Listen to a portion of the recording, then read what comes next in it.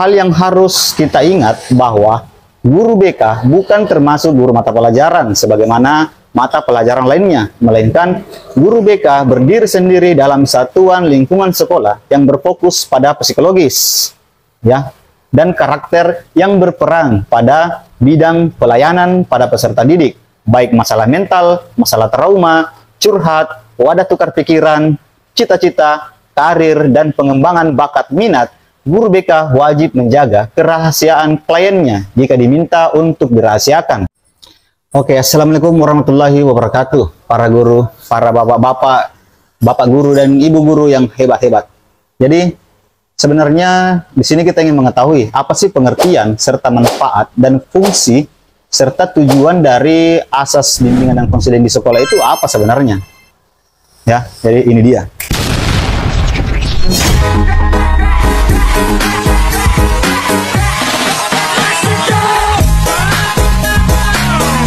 Apa sih arti dari bimbingan konseling itu?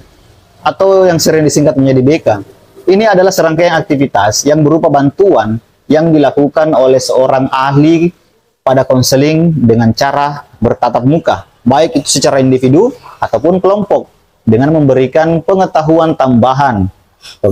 Pengetahuan tambahan itu nantinya diharapkan bisa menjadi jalan keluar untuk menyelesaikan permasalahan yang dialami oleh para konseli, ya, yakni dengan cara terus-menerus dan sistematis. Bimbingan dan konseling merupakan pelayanan bantuan yang ditujukan peserta didik, baik itu individu ataupun kelompok, supaya mandiri dan tetap bisa berkembang secara optimal.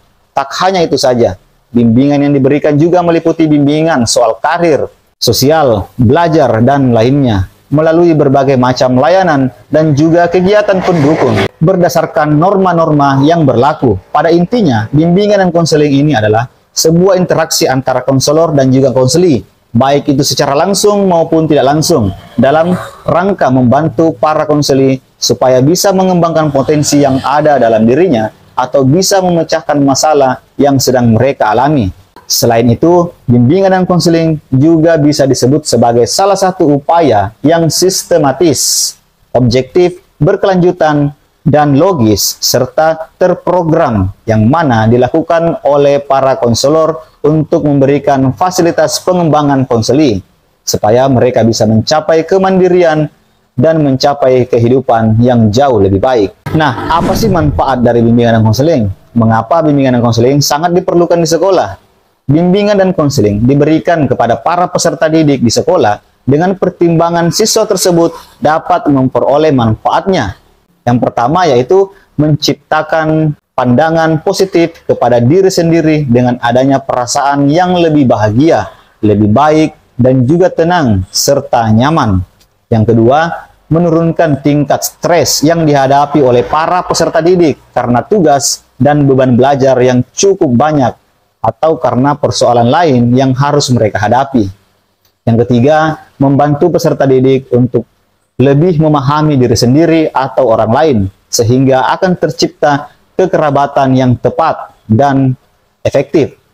Keempat, membantu peserta didik untuk lebih bisa mengembangkan diri, sehingga bisa menggunakan potensi yang ada pada dirinya secara optimal di masa yang mendatang, dengan tujuan untuk mencapai tugas-tugas perkembangan secara optimal sebagai makhluk Tuhan, sosial, pribadi. Dengan begitu, peserta didik bisa meraih kebahagiaan sebagai individu maupun makhluk sosial. Jadi tujuan umum dari layanan ini, layanan bimbingan dan konseling adalah sesuai dengan tujuan pendidikan, yaitu terwujudnya manusia Indonesia yang berbudi luhur, memiliki keterampilan dan pengetahuan jasmani, rohani, serta rasa tanggung jawab ke masyarakat dan kebangsaan.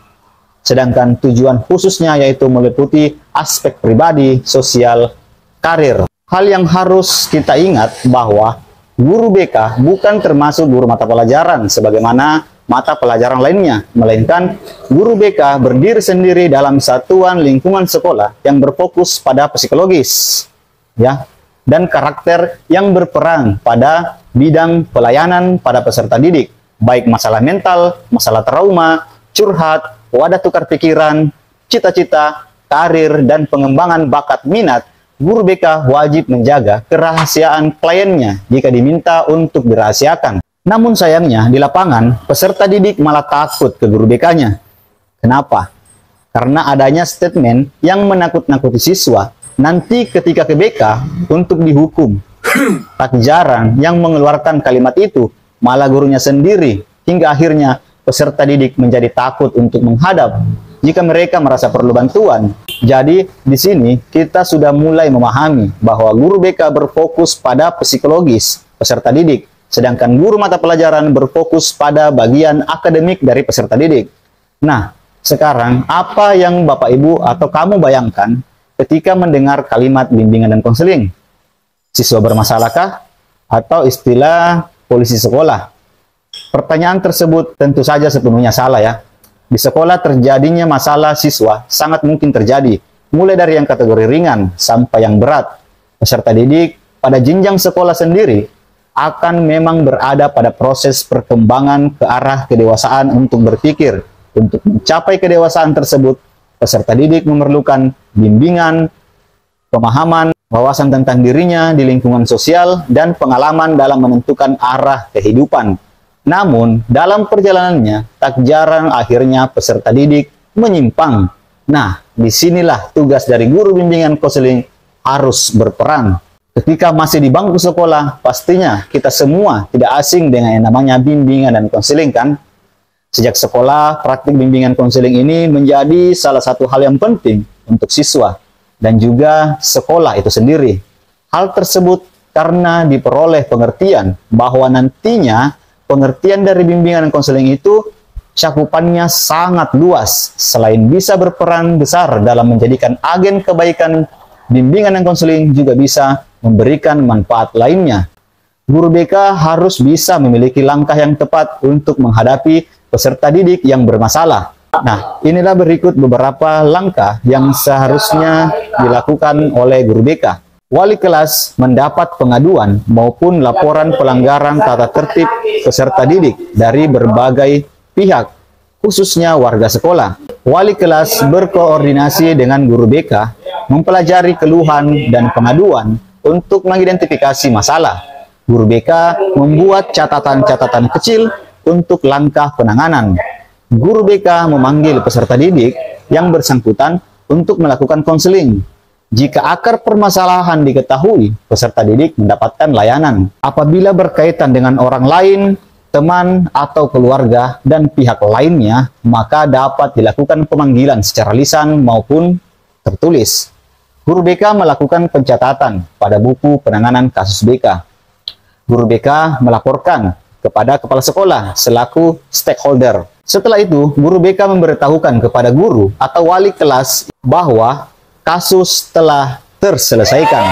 Namun, dalam beberapa hal, penanganan peserta didik yang memiliki masalah tak hanya serta-merta dilakukan oleh konselor atau guru BK saja. Perlu diingat bahwa tidak semua masalah harus ditangani oleh guru BK. Ada 3 kategori masalah, seperti bagan yang penanganannya tentu saja berbeda. Ya, bagan ini masalah kasus ringan, relatif sering ditemui, penanganannya bisa dilakukan dengan bimbingan, baik oleh guru BK atau cukup oleh wali kelas. Contohnya membolos, kesulitan dalam pelajaran, berkelahi, sesama teman kelas ya, dan lain-lain. Masalah kasus sedang. Kasus ini perlu penanganan berkala melalui bimbingan oleh wali kelas, guru BK, dan berkonsultasi dengan kepala sekolah. Guru BK juga dapat melakukan konferensi kasus. Contohnya, gangguan emosional, berkelahi antar sekolah, perbuatan asusila, dan lain-lain. Masalah kasus berat. Kasus ini biasanya cenderung keluar dari ranah sekolah. Guru BK biasanya melakukan alih tangan kasus atau referral. Beberapa contohnya adalah perilaku kriminalitas, percobaan bunuh diri, kecanduan narkotika, hamil, dan lain sebagainya.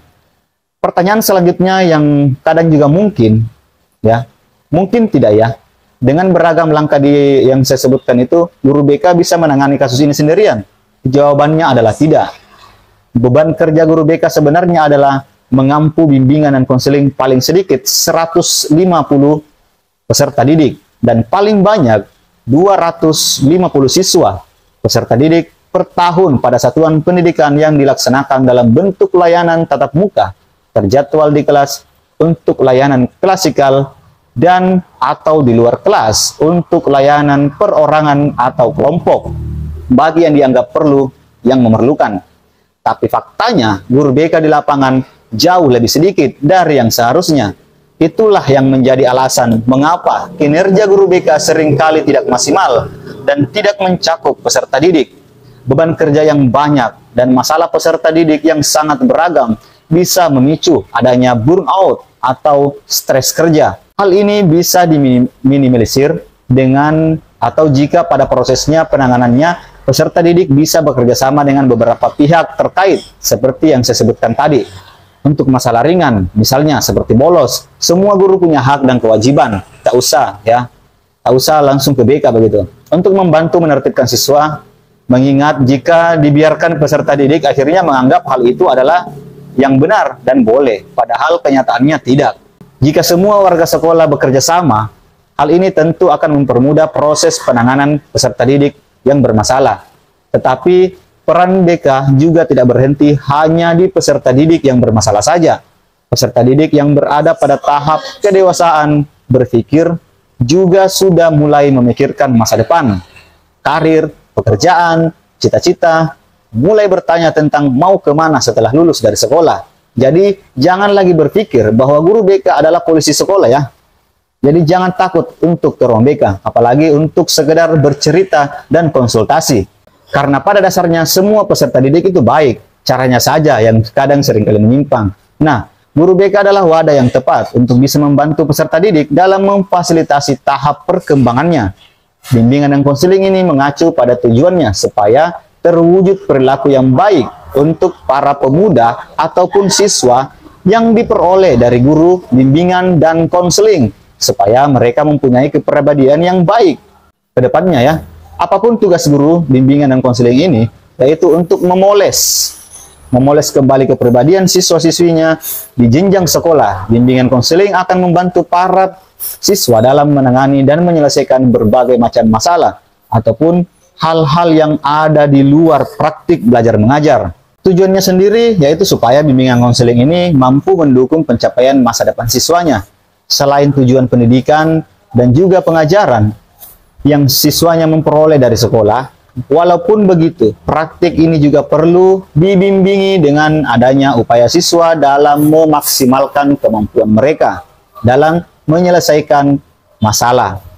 Ini adalah beberapa tujuan bimbingan konseling yang ditinjau dari berbagai macam aspek. Yang pertama, merencanakan kegiatan penyelesaian studi, perkembangan karir, serta kehidupan peserta didik di masa yang akan datang.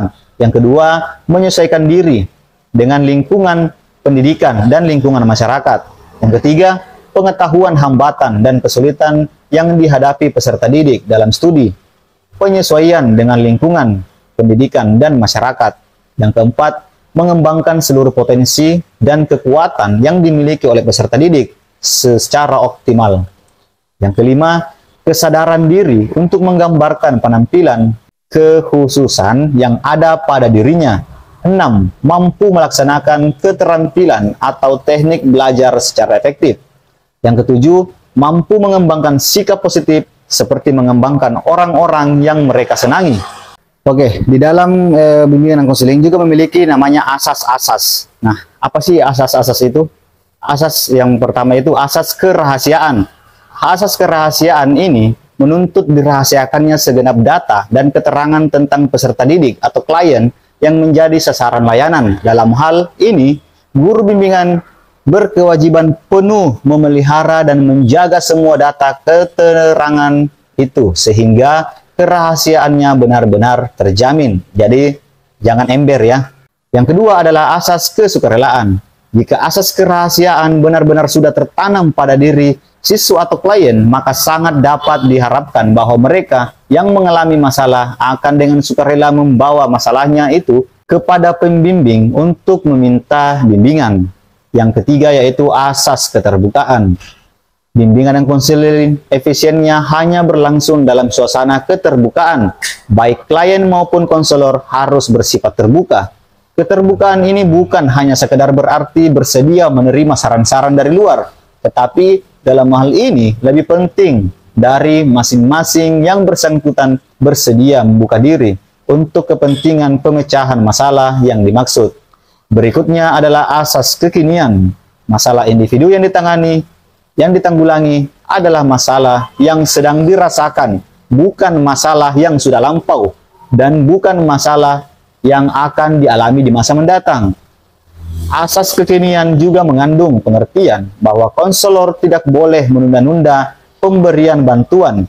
Dia harus mendahulukan kepentingan klien daripada dirinya sendiri atau orang lain.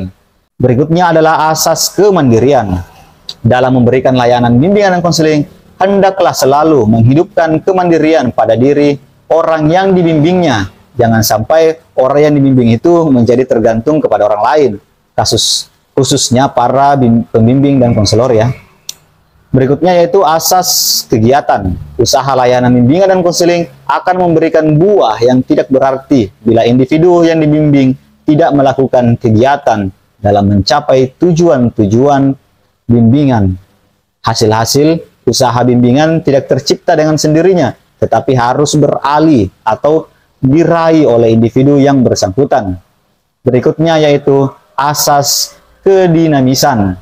Upaya layanan bimbingan dan konseling menghendaki terjadinya perubahan dalam individu yang dibimbing, yaitu perubahan tingkah laku ke arah yang lebih baik. Perubahan tidaklah sekedar mengulang-ulang hal yang sama, ya, yang bersifat monoton, melainkan perubahan yang selalu menuju ke suatu pembaruan, suatu yang lebih maju.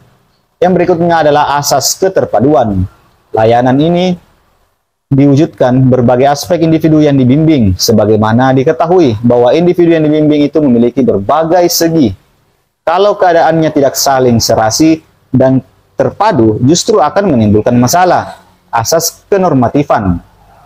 Usaha bimbingan dan konseling tidak boleh bertentangan dengan norma-norma yang berlaku, baik ditinjau dari norma agama, norma adat, norma hukum, atau norma ilmu apapun yang kebiasaan sehari-hari. Asas kenormatifan ini diterapkan terhadap isi maupun proses penyelenggaraan bimbingan dan konseling. Berikutnya yaitu asas keahlian. Usaha layanan bimbingan dan konseling secara teratur sistematik dengan mempergunakan teknik serta alat yang memadai. Untuk itu, para konselor perlu mendapatkan latihan secukupnya sehingga dengan itu akan dapat mencapai keberhasilan usaha pemberian layanan. Asas alih tangan. Asas ini mengisyaratkan bahwa bila seseorang petugas atau bimbingan dan konseling sudah mengerahkan segenap kemampuannya untuk membantu klien, belum dapat terbantu sebagaimana yang diharapkan, maka petugas ini mengalih tangankan klien tersebut kepada petugas atau badan lainnya yang lebih ahli. Jadi kerjasama yang baik dalam satuan sekolah, yaitu guru BK tidak harus menetap dalam satu ruangan selama dalam pembelajaran itu. Tapi pembagian tugas yang baik adalah membaur dengan siswa dan ada juga yang stay. Itu adalah kerjasama yang sangat baik ya. Oke, itulah beberapa pengertian serta fungsi BK sebenarnya di sekolah. Saya rasa ini sudah cukup ringkas dan bisa dimengerti. Jadi sekarang kita tidak bertanya-tanya lagi, apa itu BK? Ya, oke, jangan lupa like, komen, dan subscribe. Kalau ada yang kurang, silahkan ditambahkan di kolom komentar. Assalamualaikum warahmatullahi wabarakatuh.